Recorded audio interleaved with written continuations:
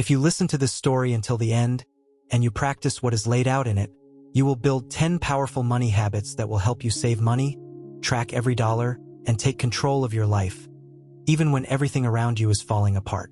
That ain't a promise. That's a guarantee. Because if Emma Coleman could do it, alone, scared out of her wits, 18 months away from bankruptcy, with 2 little kids, a husband in a war that wasn't his, a terrible kiss with a stranger that nearly destroyed her marriage, and some mystery woman watching her every move, then so can you. So pull up a chair, shut your trap, and listen up. 18 months ago, Emma's husband, who was a soldier, went to a war which wasn't his war.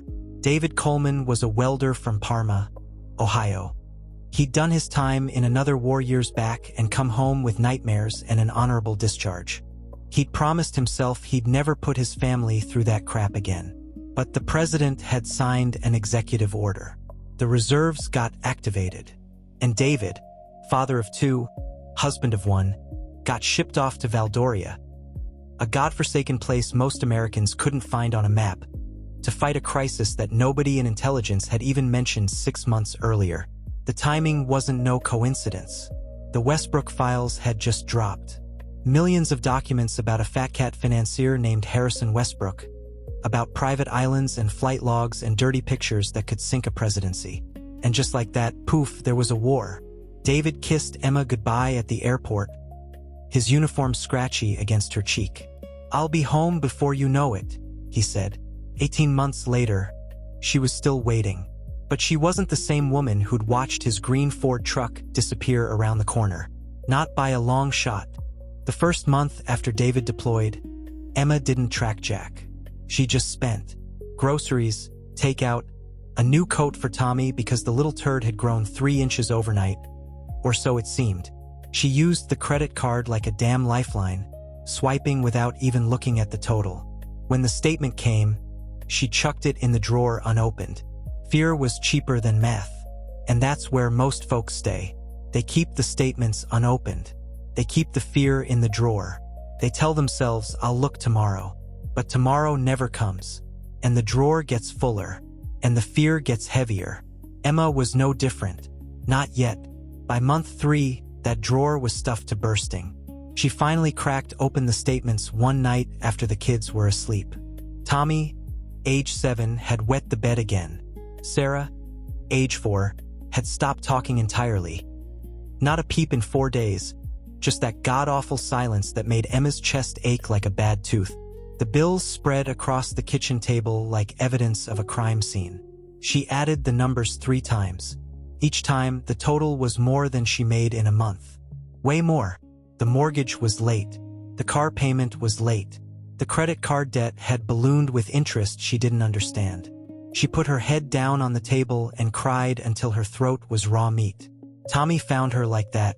He stood in the doorway in his wet pajamas, holding his stuffed bear. "Mommy," he said, "are we broke?" Emma lifted her head. She looked at her boy, his 2 old eyes, his trembling lip. She wanted to say yes. She wanted to say, "Yeah, baby, we're broke as a joke and I don't have a damn clue how to fix it." But instead, she heard a voice in her head. Not David's, her own. What can I control? That question is the difference between people who stay broke and people who build wealth. Not brains, not luck, not a bigger paycheck. The question, what can I control? Broke folks look at everything they can't control, the economy, the president, the war, the bills, the bad luck, and they throw in the towel. But folks who win, they look for the one thing they can control, and they squeeze it till it bleeds. Emma opened a fresh notebook. She wrote the date at the top. Then she wrote, "Things I cannot control. The war. David's safety. The president. The Westbrook files. The price of milk." Then she wrote, "Things I can control, what I spend, where I shop, how I plan, my time." That was the night she learned her first habit. Tracking every dollar. Not complicated spreadsheets. She didn't have time for that nonsense. Just a simple list. Every dollar that came in, every dollar that went out.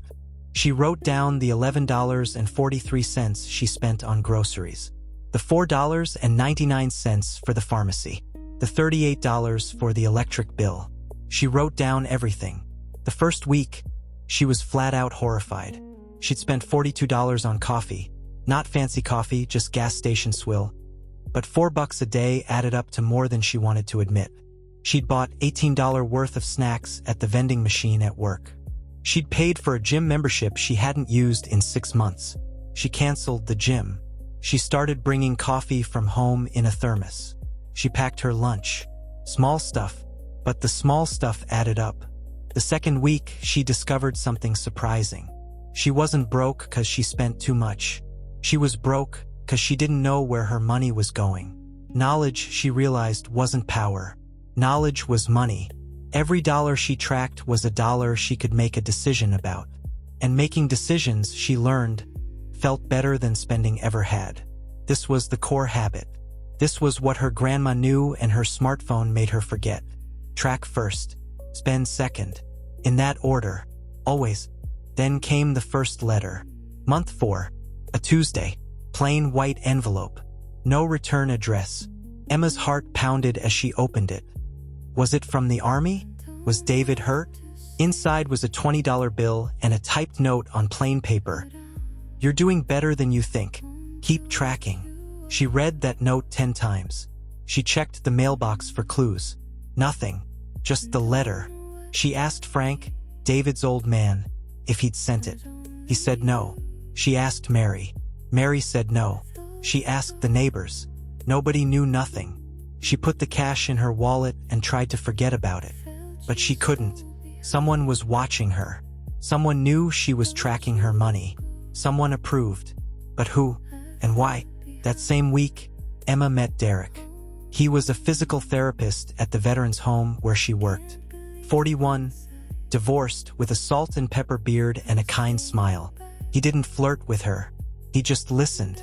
One night, after a double shift, Emma found herself telling him about David, about the deployment, about the Westbrook files, about the loneliness that felt like a cinder block on her chest. Derek listened. He didn't offer solutions. He just sat there and let her yap. They started meeting for coffee. Once a week after work.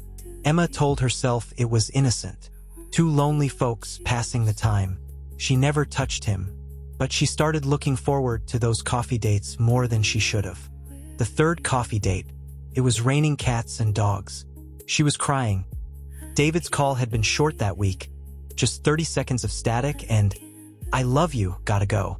Derek pulled into her driveway and killed the engine. Emma, he said, you deserve to be happy. She looked at him. His face was close. She didn't pull away. He kissed her. For 3 seconds, maybe 4. She didn't pull away. His lips were soft. His hand was gentle on her cheek. She felt something she hadn't felt in months. Wanted. Alive. Not a mother. Not a bill payer. Not a soldier's wife. Just a woman. But even as it happened, she knew it was a terrible mistake. This wasn't romance. This was a woman drowning and grabbing onto anything that floated. Then she pulled away. No, she said. Her voice was shaking. Stop. I'm married. Derek's face fell. I'm sorry, he said. I shouldn't have. No, Emma said again. She opened the car door. The rain hit her face, cold and sobering. I can't see you no more. Not like this. I'm sorry. She got out of the car. She walked to her front door. She didn't look back. Derek drove away. That night, her phone rang at 11:47 p.m. She almost didn't answer, but something made her pick up. Hello, a woman's voice, old, gravelly. I know about Derek, the voice said. Emma's blood turned to ice water. Who the hell is this? Someone who wants to save your marriage. Someone who lost her own. The line went dead. Emma didn't sleep that night. She sat on the couch, staring at the phone, waiting for it to ring again. Didn't. She thought about the letter, the cash, the voice. Someone knew about Derek. Someone knew about the terrible kiss. Someone was keeping tabs on her. She sat in the bathroom and looked at herself in the mirror. Her eyes were red. Her hair was a mess. She looked at her reflection and whispered, "You ain't broke. You just don't track your money." It didn't make sense yet. But she said it anyway. She would say it again and again until it became true. She almost called Derek. Almost. But then she opened her notebook. She wrote down what she could control. Her actions, her choices, her truth. She decided, no more secrets. She'd tell David herself. When he came home, she'd spill everything. The coffee dates, the terrible kiss, the shame, the loneliness, all of it. She wrote 3 letters to David telling him about Derek. She tore up all 3. She couldn't dump this on him while he was in a war zone. If he got killed, his last memory would be betrayal. So she waited. She carried the guilt alone. 2 months later, Derek texted her, "I can't stop thinking about you." Emma's hands shook. She didn't reply. A week later, just coffee, as friends. Emma replied, "No, I am married. Do not contact me again." She blocked his number. That was the first time she really felt the power of saying no. The letters from the mystery watcher kept coming. Month 5. Give every dollar a job. Emma learned habit number 2, zero-based budgeting. She labeled envelopes, groceries, electricity, mortgage, car, emergency. When the groceries envelope was empty, she stopped buying groceries. That meant she had to plan. Month 6. Plan your meals. Save your money. Emma learned habit number 3, meal planning. 1 hour on Sunday saved her $320 a month. That was the car payment. Month 7. You got time. You're just wasting it. Batch your tasks. Emma learned habit number 4, time management through batching. Monday laundry, Tuesday bills, Wednesday cleaning, Thursday meal prep, Friday rest. Month 8. Learn to say no. It's a superpower. Emma learned habit number 5, saying no. She looked at the sticky note on her mirror. And oh, she had already said no to Derek. She said no to a second gym membership. She said no to takeout. Month 9. Negotiate everything. Month 12. Emma was walking home from the grocery store when she saw the car. A faded blue sedan, parked 3 doors down, outside the house of Mrs. Patricia Holloway. Emma had known Mrs. Holloway for years. An old widow. Her son had been killed in a war. Now Emma noticed something she'd never noticed before. Mrs. Holloway was watching her. From the window. Every time Emma walked by, Mrs. Holloway was there, behind the curtain, staring. The next morning, Emma knocked on Mrs. Holloway's door. No answer. She knocked again. "Mrs. Holloway? It's Emma Coleman. I need to talk to you." A long pause. Then the door opened. Mrs. Holloway stood in the doorway, small and frail, her gray hair pulled back in a bun. Her eyes were red. She'd been crying. "You figured it out," she said. It wasn't a question. Emma stepped inside. The house was filled with photographs. A young man in uniform, a wedding, a graduation. Mrs. Holloway's boy. "Why?" Emma asked. "Why the letters? Why the cash? Why the phone call about Derek?" Mrs. Holloway sat down on her couch. She patted the seat beside her. Emma sat. "My son's name was Michael," Mrs. Holloway said. "He went to a war that wasn't his war, just like your David. He left behind a wife, a young woman named Lisa. She had an affair, a full-blown affair, not just a terrible kiss. Everything. Michael found out when he came home. He forgave her, but she couldn't forgive herself. She left him. He drank himself to death 2 years later." Emma felt tears rolling down her face. "I watched you," Mrs. Holloway said. "From my window. I saw you struggling. I saw you almost break. And I saw you start tracking your money. That was damn brilliant. But I also saw you with that man. I saw him kiss you. And I knew. If you didn't stop, you'd lose everything." She took Emma's hand. "The cash was my savings. I got nobody to leave it to. I wanted you to survive. I wanted your marriage to survive." She paused. "And if you hadn't stopped, I had a letter ready to mail to David in Valdoria. Sealed. Stamped. I was your last warning." Emma sat in silence. She wasn't mad. She was grateful. "Thank you," she said, "for the money, for the warnings, for watching over me." Mrs. Holloway nodded. You gonna tell David? Yeah, Emma said. When he comes home. Good, Mrs. Holloway said. That's the only way. Month 13. Another letter. Keep going. You're almost there. Consistency beats intensity every time. Emma learned habit number 8. Consistency. 15 minutes of budgeting daily. 1 hour of meal planning weekly. Small habits done over and over. That was the secret. Month 14. The final letter. Build an emergency fund. 3 to 6 months of expenses. It's your shield. Emma learned habit number 9. Build an emergency fund. She had been putting cash in that envelope for months. She had almost $2,000 saved. It wasn't 3 months of expenses yet, but it was a start. It was a shield. Then the bombing. Emma was driving home when the news broke on the radio. Roadside bombing outside the capital of Valdoria. 14 Americans wounded. No names released. She pulled over and hurled into the grass. For 3 days, she didn't sleep. On the 4th day, the phone rang. Mrs. Coleman? Chaplain Williams.